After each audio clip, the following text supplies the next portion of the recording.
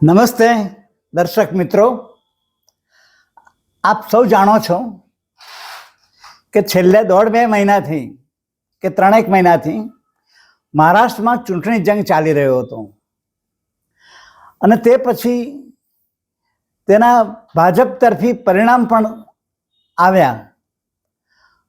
ઘણા મહારાષ્ટ્રીયન ભાઈઓને તે ગમ્યા તો ઘણાને નથી ગમ્યા. નેતાજીની પસંદગી માટે રીસામણા, મનામણા અને બીમારીમાં સમય બરબાદ થયો અને છેવટે ઘીના ઢામમાં ઘી ઢળ્યું. શિંદેએ નીચી મૂડી રાખીને નાયબ મુખ્યમંત્રી પદ માટેના શપથ લીધા.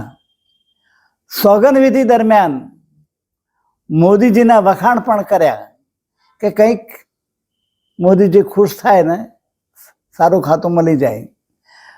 પણ આ બાબતમાં સારા વિદ્વાન નિષ્ણાત જે રિપોર્ટરો અને સંપાદકો છે એઓના મત મુજબ અને એઓના માનવા મુજબ આ તો ફક્ત ટ્રેલર છે,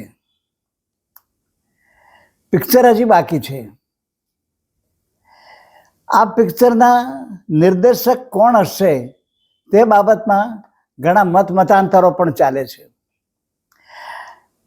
પિક્ચરના નિર્દેશક તરીકે કોઈ અમિત શાહનું નામ બોલે છે તો ઘણા લોકો શિંદેનું નામ બોલે છે તો ઘણા લોકો ઇન્ડિયન ગઠબંધનના નેતાઓનું નામ બોલે છે. પણ જે હશે તે, અને આ ધાંધલી થઈ છે તેમાં આ પરિણામ આવ્યું છે એવા પણ આક્ષેપો થયા છે. જે હશે તે છાપરે ચડીને પાપ પોકારશે. તેમના કર્મ મુજબ તેમને સજા થશે. કૌરવ સેનાના વિનાશ પછી પાંડવોને પણ થયું હતું કે હવે અમારે કોના ઉપર રાજ કરવું, બધા તો યુદ્ધમાં ખપી ગયા છે. છેલ્લા કેટલાય દિવસોથી સંસદનું શિયાળુ સત્ર ચાલતું નથી. વિપક્ષના 3 મુદ્દા છે. એક, અદાણી સામેનું ધરપકડ વોરંટ જે અમેરિકાની કોર્ટે બહાર પાડેલ છે તે આપ શું જાણો છો.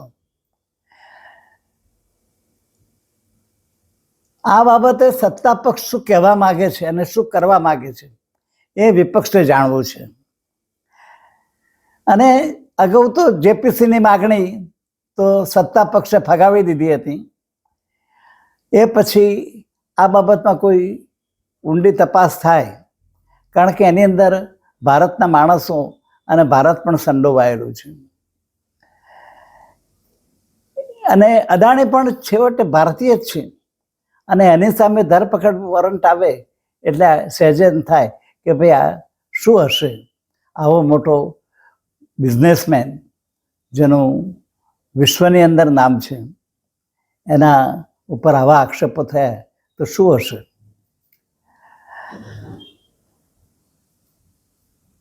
બીજી વસ્તુ કે સંભલ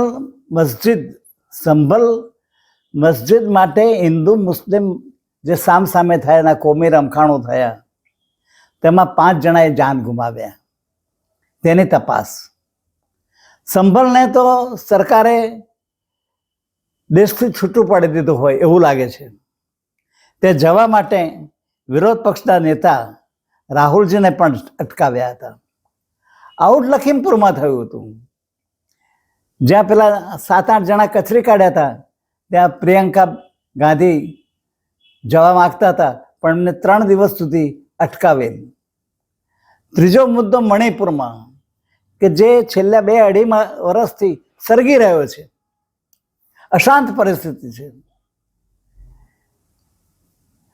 અને બંને પક્ષો વચ્ચે મારામારી, ઘર સળગાવવાના, બહેનોની ઇજ્જત લૂંટવાના, બાળકોને મારી નાખ, આ બધા ઘણા એવા પ્રસંગો, દિલ આપણું કાપી જાય એવા પ્રસંગો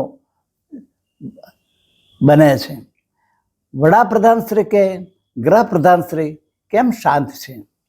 બસ એમને એમ કે 5,000 બીજું લશ્કર મોકલી દો, બીજા 3,000 મોકલી દો. પણ ત્યાં જઈ અથવા તો અન્ય પક્ષોને ભેગા કરી અને કેમ એનું નિરાકરણ નથી લાવતા, અથવા તો ત્યાંના જે મુખ્યમંત્રી છે એને બદલવા માટે કેમ કોશિશ કરતા નથી, કે મણિપુરની મુલાકાત લેતા નથી. આ મુદ્દાઓ પર ચર્ચા ચાલતી હતી, આ 3 મુદ્દાઓ પર, અને એમાં સરકાર કોઈ જવાબ આપતી નથી. એટલે ઉહાપોહ થયો અને સંસદ એડજન થવા માંડી અને દિવસો પસાર થવા માંડ્યા. કરોડો રૂપિયાનો ખર્ચો ધુમાડો ઉડવા માંડ્યો. આ 3 મુદ્દા ચાલતા હતા, એમાં ચોથો મુદ્દો ઉમેરાયો કિસાનોનો. આ બધા મુદ્દાઓનો જવાબ આપવાને બદલે મોદીજી એ કોંગ્રેસે 70 વર્ષમાં કશું કર્યું નથી અને તેમણે જે 10 વર્ષમાં વિકાસ કર્યો છે તેની ગાથાઓ ગાય છે. અને 1000 વર્ષ સુધી જે અમે કરીશું 1000 વર્ષ સુધી ચાલશે. એવા મોટા મોટા તોપો ફોડે રાખે છે. આ ગયા આંદોલનમાં આપ જાણો છો કે 600-700 કિસાનોએ જાન ગુમાવ્યા. આ વખતે પણ કિસાનોની સામે ઠંડા પાણીનો મારો ચલાવ્યો અને અશ્રુવાયુના શેલ પણ ફોડ્યા. એમાં ઘણાને વાગ્યા, ઘણાની આંખો પણ જતી રહી. પણ એમાં ગઈ વખતે જેમ રૂવાડું એ ફરક્યું નહોતું 600-700 માણસોમાં, એમ આ વખતે મોદીજીનું રૂવાડું પણ ફરકતું નથી. અને એ એમની રીતે ચાલે જાય છે. કિસાનો આપણા દેશના છે, એમના માટે ગમે તેવા શબ્દો બોલવા એ પણ ખોટી વસ્તુ છે. આવી લમણાજીક ભર્યા ભાષણો પણ કરવા એ પણ ખોટું છે. સંસદ બોલાવવાના સમયે જ એમના માણસો પાછો કહે છે કે સંસદ બોલાવવાના સમયે જ હિડનબર્ગ નો રિપોર્ટ આવે છે. તો ભાઈ સંસદ એવું જો હોય તો સંસદ બોલાવવાનું સત્ર મોકૂફ રાખો, ડિલે કરો, એ તમારા હાથમાં છે. એમાં રાહુલજીને દેશદ્રોહી અને ગદ્દારની ઉપવાપવાની જરૂર નથી. અને તમને દેશદ્રોહી લાગતા હોય તો પકડીને પૂરી દો. અદાણી ઉપર ચર્ચા સોશિયલ મીડિયા ઉપર મોટા પ્રમાણમાં થાય છે.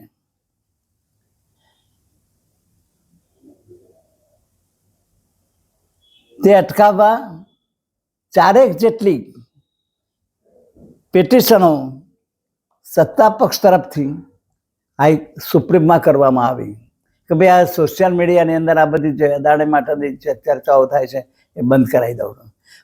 સુપ્રીમ કેવી રીતે?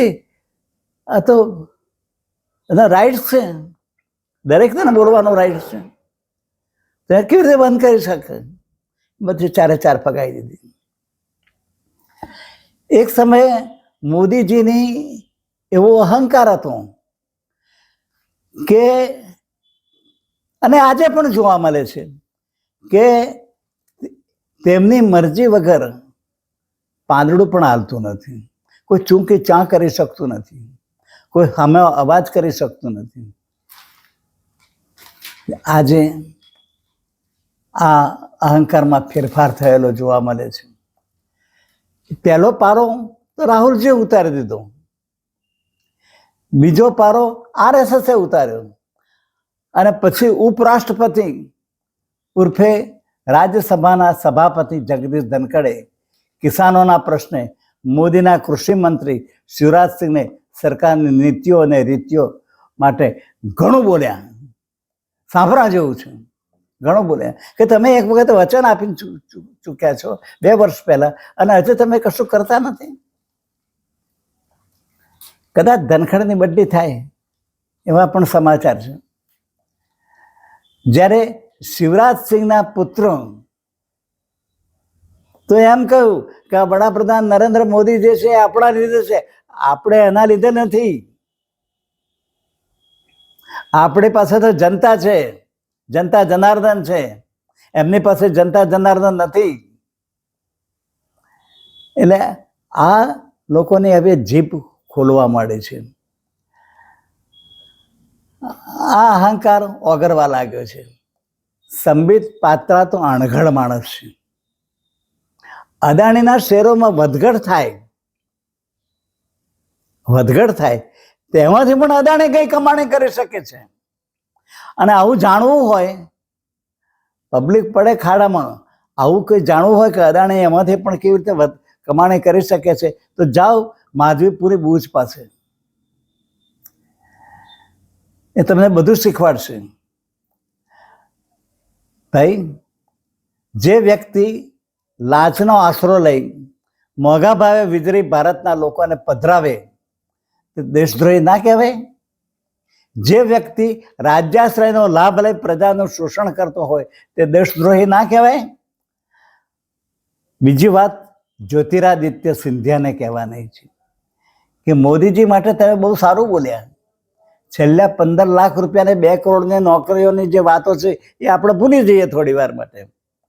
પણ 1.5 વર્ષ અગાઉ રાજસ્થાન, મધ્યપ્રદેશ અને છત્તીસગઢની વિધાનસભાની ચૂંટણીઓમાં, એ ચૂંટણીના ઢંઢેરાઓમાં ભાજપે 450 રૂપિયા સિલિન્ડર આપ્યું છે એમ લખેલું છે. અને મોદીજીએ ઠેર ઠેર ભાષણોની અંદર, રેલીઓની અંદર જે ભાષણો કર્યા એમાં પણ કહ્યું છે કે ભાજપ આવશે તો 450 રૂપિયા તમને સિલિન્ડર મળશે.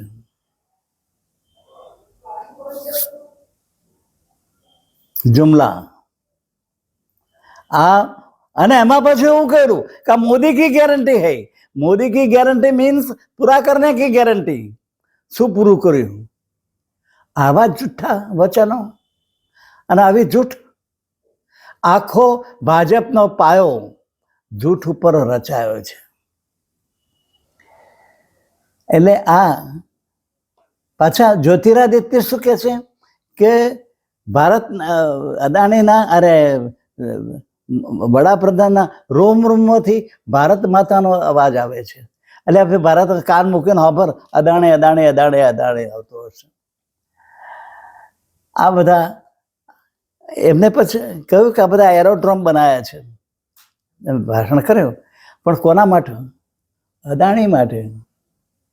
આપણે તો કેટલા બલૂન આવ્યા અને કેટલા બલૂન ઉડ્યા એ જ ગણવાનું બેઠા બેઠા. બીજું કશું કામ છે? બાકી બધું અદાણી કરે છે.